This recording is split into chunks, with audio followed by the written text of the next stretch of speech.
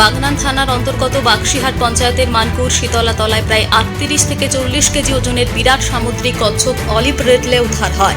কচ্ছপটি মানপুরের রূপনারায়ণপুর নদীর পাড়ে পড়েছিল। স্থানীয় যুবক রাজু কোটাল ও বাদল পাত্র নদীর পাড়ে দেখতে পেয়ে নামিয়ে দিলেন। কচ্ছপটি যেতে পারেনি।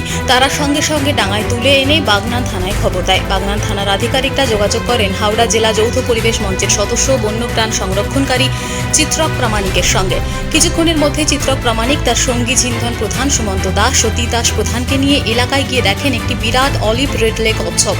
ভীষণ ক্লান্ত হয়ে গেছে কচ্ছপটি। বাম দিকের ফ্লিপারে চোটও আছে। প্রশান্ত মহাসাগর, আটলান্টিক মহাসাগর, বঙ্গোপসাগরে এদের বসবাস। গভীর সমুদ্রে থাকে এগুলি। পাশের রাজ্য উড়িষ্যার উপকূলে ডিম পাড়তে আসে। কোনো কারণে দিকভ্রান্ত হয়ে নদীতে চলে এসেছে। এলাকায় প্রচুর মানুষ জড়ো হয়। চিত্রক প্রামাণিক ও তার সঙ্গীরা গ্রামের মানুষদের এই কচ্ছপটি সম্বন্ধে বিস্তারিত বিবরণ দেন। কয়েক বছর আগে এই এলাকায় আরও দুটি অলিভ রেডলে কচ্ছপ পাওয়া যায়। একটিকে ভুলবশত মানুষ মেরে ফেললেও অন্যটি বন বিভাগে দেওয়া হয়। রাতের দিকে হাওড়া বন বিভাগের কর্মীরা এসে কচ্ছপটি উদ্ধার করে গড়চমুখ চিড়িয়াখানায় নিয়ে যান চিকিৎসার জন্য। হাওড়া জেলার মতো নন ফরেস্ট এলাকায় 40 কেজি ওজনের বিশাল আকার কচ্ছপ পাওয়া এই প্রথম। হাওড়া থেকে নিজস্ব প্রতিনিধির রিপোর্ট, টিভি নিউজ 10।